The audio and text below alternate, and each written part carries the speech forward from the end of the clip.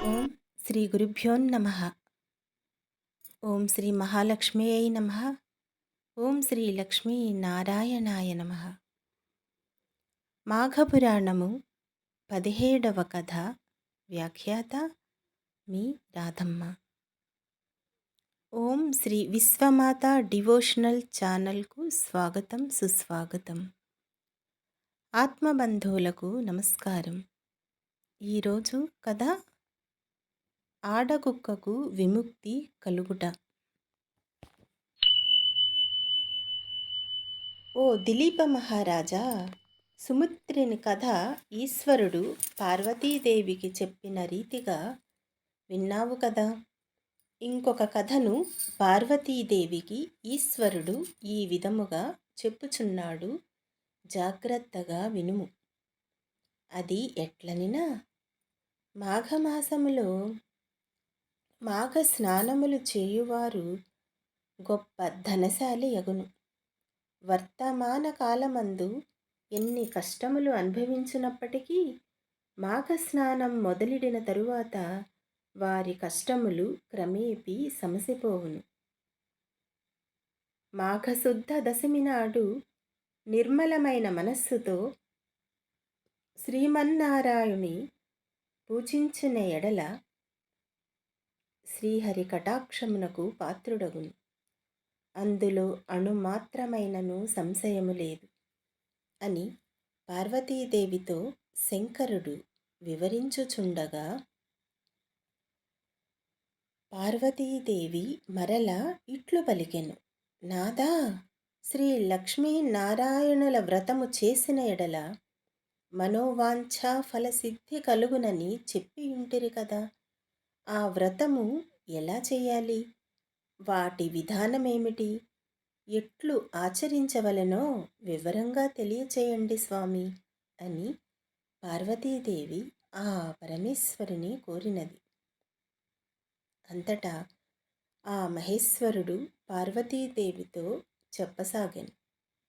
మాఘశుద్ధ దశమి నాడు ప్రాతకాలమున కాలకృత్యములు తీర్చుకొని స్నానం చేసి నది ఒడ్డున కానీ ఇంటి వద్ద కానీ మంటపము ఉంచి ఆ మంటపమును ఆవు పేడతో అలికి పంచరంగులతో మృగ్గులు పెట్టి మంటపం మధ్య 8 రేకుల పద్మము వేసి అన్ని రకముల పుష్పములు ఫలములు తీసుకువచ్చి లక్ష్మీనారాయణులను మంటపము మధ్యన ఉంచి గంధము, కర్పూరము, అగరువత్తులు ఈ విధముగా సువాసనా ద్రవ్యములు విగ్రహములకు రాసి పూజించవలెను, అర్పించవలెను. రాగి చెంబులో నీరు పోసి మామిడి చిగుళ్లను ఉంచి దానిపై కొబ్బరికాయ పెట్టి క్రొత్త వస్త్రమును ఒకదానిని కప్పి లక్ష్మీనారాయణుల ప్రతిమ ప్రతిష్ఠించి పూజించవలెను. ఆ మంటపపు మధ్యలో సాలగ్రామమును ఉంచి ఒక సద్బ్రాహ్మణుని ఆహ్వానించి వారి చేత పంచామృత స్నానము చేయించి తులసీ దళముతోనూ పుష్పములతోనూ పూజించి ధూప దీప చందనాగరు పరిమళ వస్తువుల నుంచి నైవేద్యము చెల్లించవలెను. తరువాత రాగి పాత్రలో నీరు పోసి అర్ఘ్య ప్రదానమివ్వవలెను. అటు తరువాత సూర్యనారాయణ స్వరూపుడగు శ్రీరామచంద్ర ప్రభువును మదిలో ధ్యానించవలెను.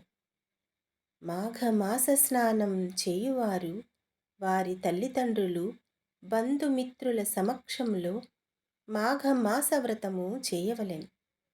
ఒక సద్బ్రాహ్మణునకు బియ్యము, బెల్లము, ఉప్పు, పప్పు, కూరగాయలు, పండ్లు మొదలగునవి ఒక పాత్రయందు ఉంచి కానీ క్రొత్త గుడ్డలో మూటకట్టి కానీ దానమియ్యవలెను.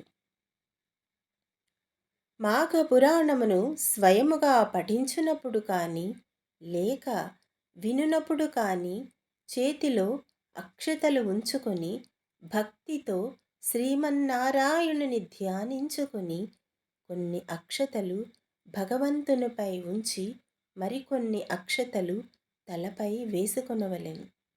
కనుక ఓ శాంభవి, మాఘ స్నానం చేసి మాఘశుద్ధ దశమి నాడు లక్ష్మీనారాయణులను నిష్ఠతో పూజించిన ఎడల ఎటువంటి మహా పాపములైనను నశించిపోవును. ఇందుకు ఒక ఉదాహరణ కూడా తెలియచేసేదను, సావధానురాలవై వినుము. గౌతమ మహర్షి ఒకనాడు తన శిష్యులతో కూడి తీర్థయాత్రలు చేయుటకై ఉత్తర దిశకు బయలుదేరెను. వారు అనేక పుణ్యనదులలో స్నానములు చేయుచు ప్రసిద్ధ క్షేత్రములను దర్శించుచు మార్గమందున్న మునిపుంగవులతో ఇష్టాగోష్ఠులు జరుపుకొనుచు అప్పటికి మాఘమాసము ప్రవేశించుట వలన కృష్ణానదిలో స్నానము చేయవలెనని ఆ ప్రాంతమునకు వచ్చి విడది చేసిరి. గౌతమ ముని తన శిష్యునితో కూడి కృష్ణానదిలో సూర్యోదయ సమయంలో స్నానము చేసి తీరముననున్న ఒక రావి చెట్టు వద్దకు వచ్చి శ్లోకము ఇక్కడ ఇవ్వబడెను. మూలతో బ్రహ్మరూపాయ మధ్యతో విష్ణురూపిణే అగ్రతః శివరూపాయ వృక్షరాజాయ తే నమః అని రావి చెట్టుకు నమస్కరించి ఆ చెట్టు మొదట ఆసీనులై శ్రీహరిని విధియుక్తముగా పూజించిరి.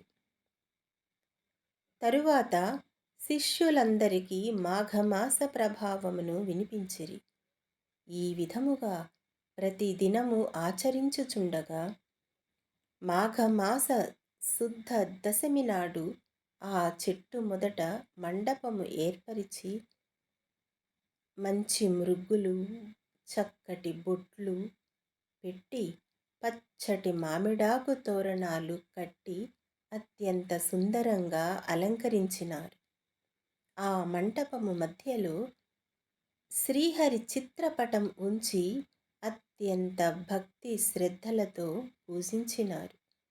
ఆ విధంగా పూజించుచున్న సమయంలో ఒక ఆడ కుక్క వచ్చి భగవంతునికి చేయుచున్న పూజా విధానమంతయు రెప్ప వాల్చకుండా దీక్షతో చూచుచు ఆ రావి చెట్టునకు ఎదురుగా కూర్చొని ఉండెను.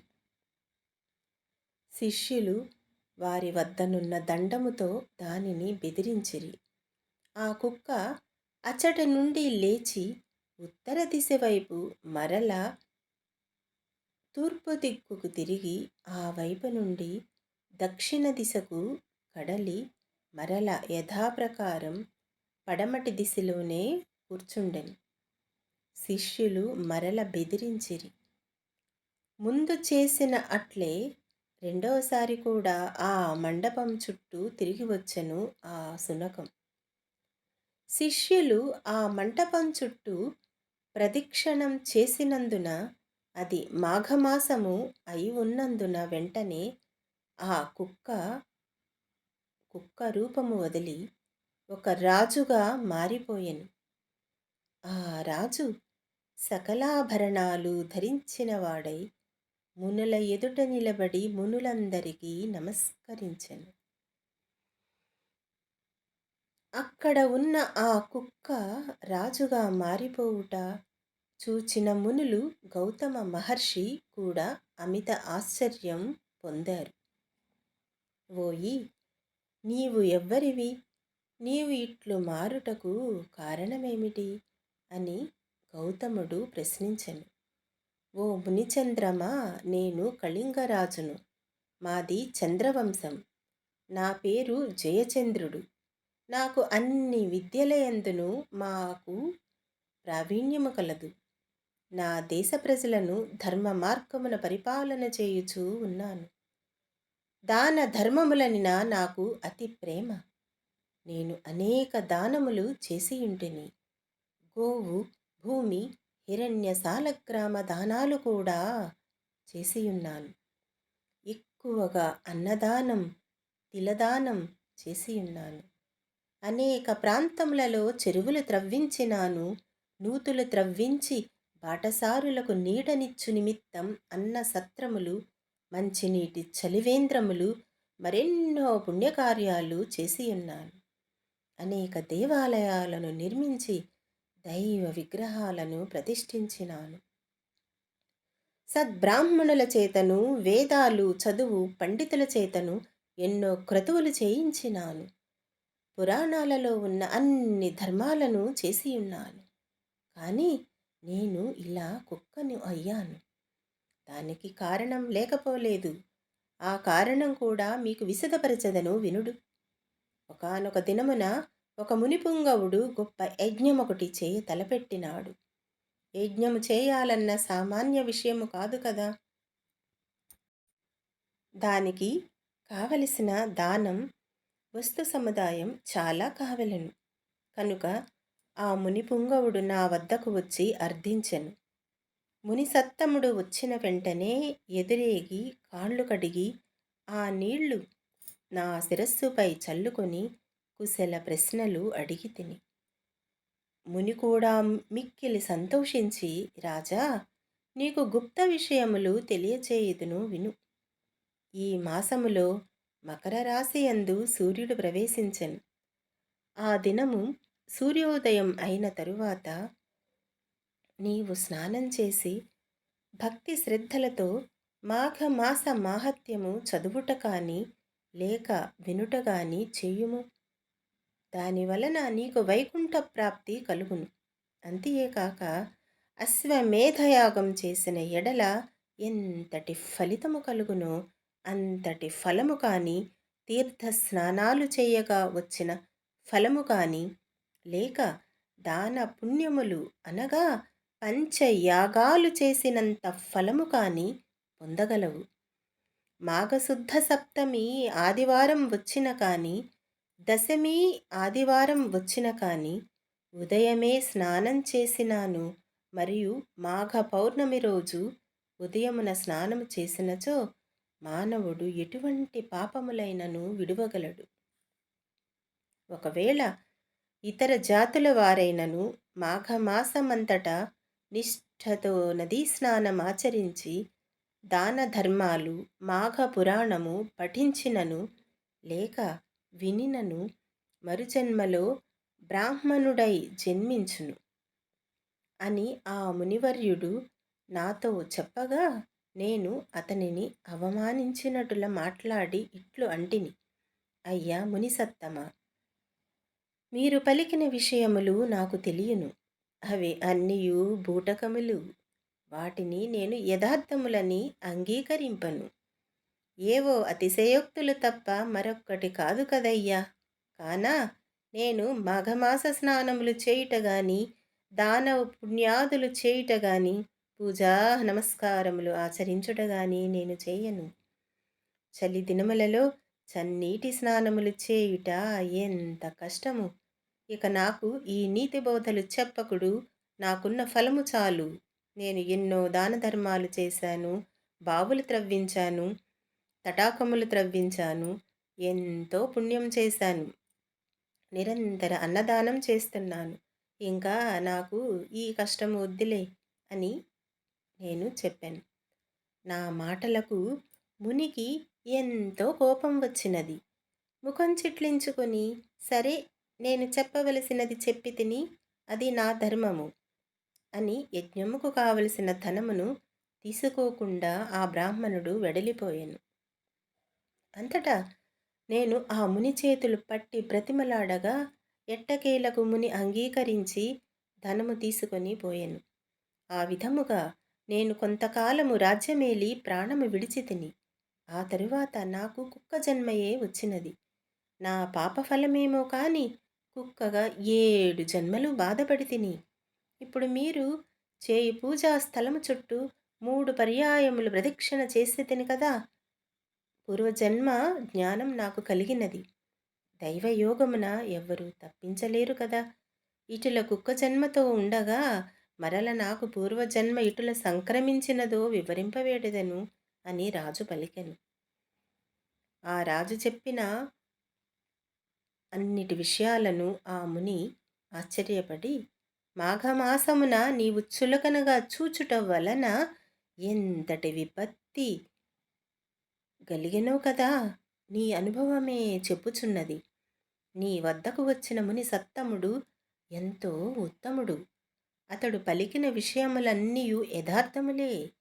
నీవు కుక్కవై ఎటుల పవిత్రుడివైతివో ఆ వృత్తాంతమును వివరించెదను, సావధానుడివై ఆలకింపుము.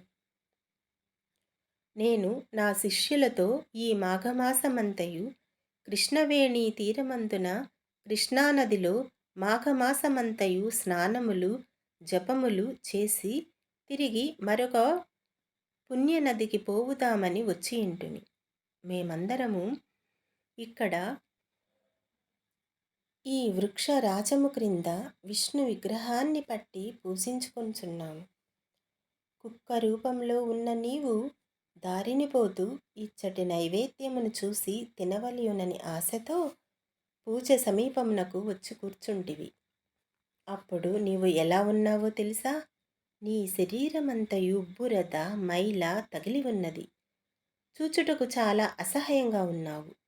పరిశుద్ధమై భగవంతుని పూజ చేయుచున్న సమయములో అచటకు జంతువు కానీ పక్షి కానీ వచ్చియున్న దానిని తరిమివేయుట సహజమే కదా.